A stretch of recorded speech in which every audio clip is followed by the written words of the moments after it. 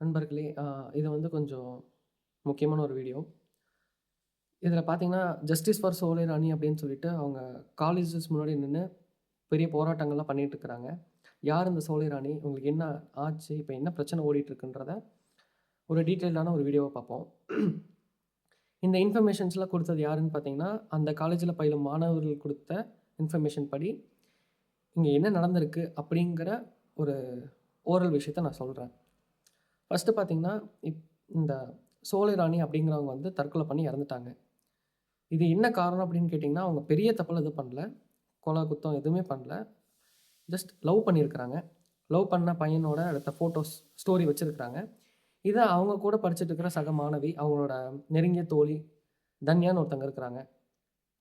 So, அவங்க பார்த்தீங்கன்னா வந்து இத ஸ்க்ரீன்ஷாட் எடுத்து, அவங்க லவ் பண்ணிட்டு இருக்க இன்னொரு பையன். அது காலேஜில இருக்கிற பியூன் வேலை பார்க்குற ஒரு பையன். That is Manimaran. அவங்ககிட்ட இந்த வீடியோ ஷேர் பண்ணியிருக்கிறாங்க. இத அவரு பிரின்சிபல் லெவல்ல கொண்டு போயி, அந்த சோலை ராணிய டிஸ்மிஸ் பண்ணதா வந்து அந்த மாணவர்கள் சொல்றாங்க. இப்போ இங்க என்ன பிரச்சனை இருக்கு அப்படின்னு பார்த்தீங்க அப்படின்னா, இதோட கன்டினியூஷன்ல அந்த புள்ள போய் தற்கொலை பண்ணி இறந்துட்டாங்க. தற்கொலை ஒரு சொல்யூஷன் கிடையாது. இருந்தாலும் அவங்களோட மனவேதனையில அவங்க போய் இந்த தற்கொலை பண்ணிட்டாங்க. இதுல என்ன ஒரு வேடிக்கையான விஷயம்னா, இவங்க பண்ணுன லவ்னால தான் டிஸ்மிஸ் பண்ணியிருக்கிறாங்க காலேஜ்ல இருந்து. இந்த விஷயங்கள் தெரிஞ்சு தான் காலேஜ் மேனேஜ்மெண்ட் இப்படி ஒரு முடிவு எடுத்திருக்கிறாங்க. ஆனா, அந்த காலேஜ்ல வேலை பார்க்குற அந்த மணிமாறனும், அதே காலேஜ்ல படிக்கிற தன்யாவும் தான் லவ் பண்ணிட்டு இருக்கிறாங்க. இவங்க தான் அத எக்ஸ்போஸ் பண்ணதும், இவங்களும் அதே தப்பு தான் பண்ணியிருக்காங்க. பட் அவங்களுக்கான இது இப்போ வரைக்கும் எதுவுமே நடக்கல. அப்படிங்கிறது வந்து ஒரு விஷயம். இதெல்லாம் வந்து மாணவர்களிடையே வந்து ஒரு கொந்தளிப்பை ஏற்படுத்தி, அவங்க இப்போ போராட்டம் நடத்தி போராடிக்கிட்டு இருக்கிறாங்க. நீதி வேண்டும், சோலை ராணிக்கு நீதி வேண்டும்னு ஒரு போராட்டம் பண்ணிட்டு இருக்கிறாங்க. ஆ எனக்கு என்ன வேதனையா இருக்கிற ஒரு விஷயம் அப்படின்னா, இந்த சோலைராணி விஷயத்துல வந்து முக்கிய மையக்கருவா இருந்தது காதல். அந்த விஷயத்தினால தான் அவங்க இறந்து போயிருக்கிறாங்க. தற்கொலை பண்ணியிருக்கிறாங்க. காலேஜ் பிரச்சனைனால. எனக்கு வந்து 2 கேள்விகள் இருக்கு. அந்த காலேஜ் அதுல படிக்கக்கூடிய மாணவர்கள்ல இருந்து சீனியர்ஸ், ஜூனியர்ஸ்ல இருந்து பாஸ்ட் அவுட்ல இருந்து எல்லாருமே சொல்லக்கூடிய கருத்து வந்து, முடி வெட்டலான்னு டிசி குடுத்துருக்காங்க.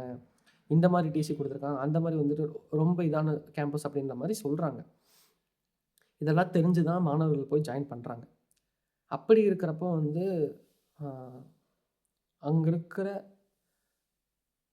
வாழ்க்கை முறைய வந்து நம்ம ஏத்துக்கிட்டு தான் ஆகணும். வேற வழி கிடையாது. ஏன் அப்டின்னா, இப்படி தெரிஞ்சு தான் நீங்க போறீங்க.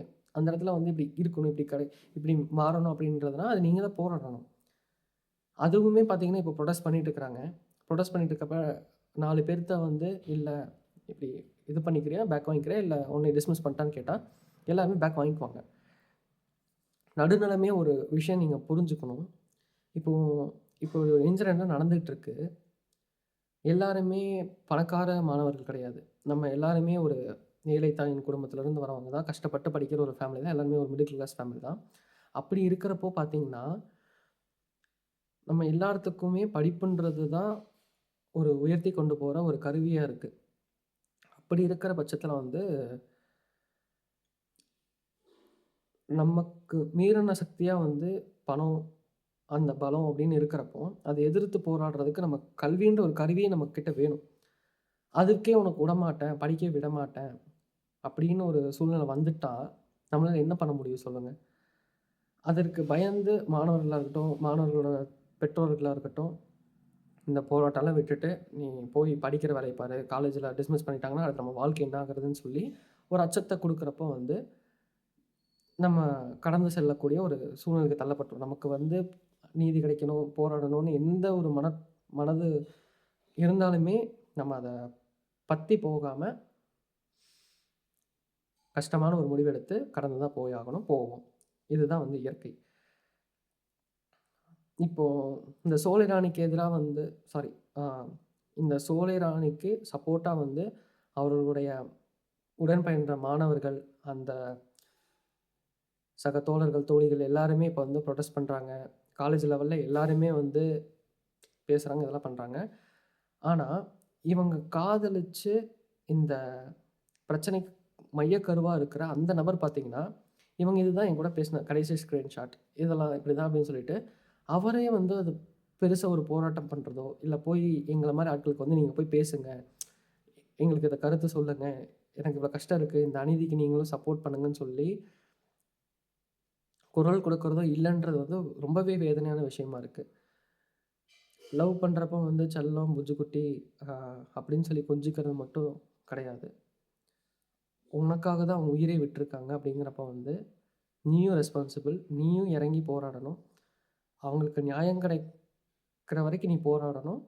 நியாயம் வாங்கி குடுக்குறது தான் அந்த காதலுக்கு நீ செய்கிற மரியாதையா இருக்கும். அவங்க இறந்த உடலுக்கு வந்து நீ குடுக்குற ஒரு அந்த காதலா அதான் இருக்கும்.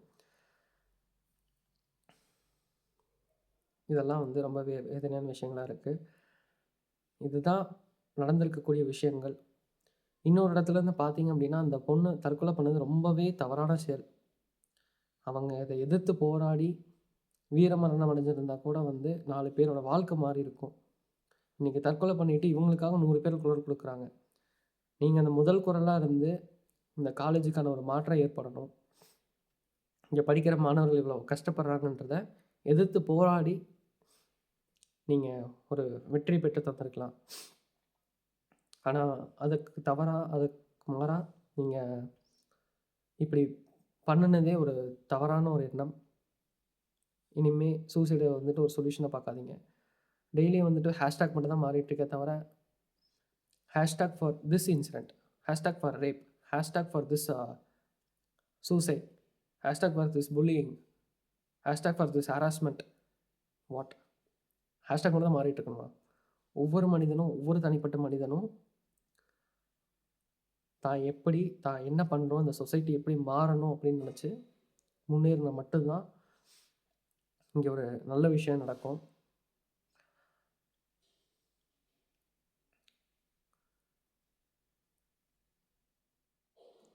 ரொம்பவே கஷ்டமா இருக்குது. ஆ எப்படி பார்த்தீங்கன்னா, அவங்க அம்மா வந்து ரொம்ப ஒரு கடினமான மனநிலைமையில, உருக்கமான மனநிலைமையில இருப்பாங்க. அந்த பொண்ணுக்கு வந்து அப்பா கூட கிடையாது. அப்படி இருக்கிறப்போ வந்து அந்த பொண்ணு தான் குடும்பத்த இன்னும் ஒரு உயர் தரத்துக்கு எடுத்துட்டு போயிருக்கணும். ஆனா, அவங்க ஒரு இப்படி முட்டாள்தனமா ஒரு வேலை பண்ணிட்டாங்க.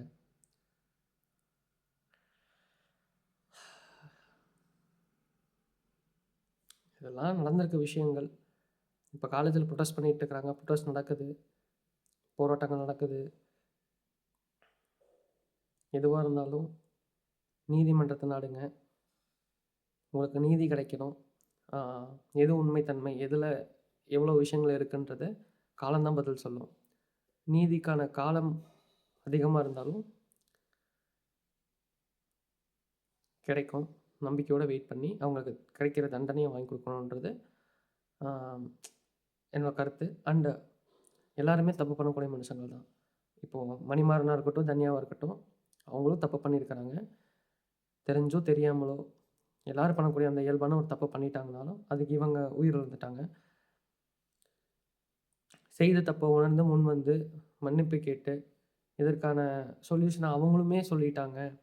அவங்களுமே இத பத்தி பேசி, ஒரு நல்லதா போச்சுன்னா, இந்த சொசைட்டியும் சரி, இந்த பிரச்சனைகளும் சரி, ஒரு நல்லபடியா போகும்ன்றது நான் நம்புறேன்.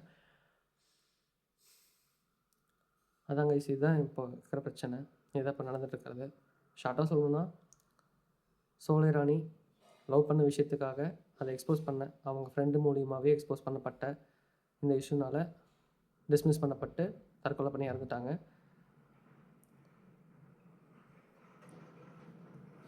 Nothing more. She is no more now. அவங்களே இருந்து வந்து இப்போ நியாயம் கேட்டா கூட எதுவும் மாறப்போறது கிடையாது. ஏன்னா, அடுத்தடுத்து கடந்து போயிட்டே தான் இருக்கும். காலேஜ் மேனேஜ்மெண்ட்ட குத்தம் சொல்லி சண்டை போட்டு ஒண்ணும் ஆகப் போறதில்ல. கொஞ்சம் பாருங்க. சிந்திச்சு முடிவெடுங்க. நன்றி.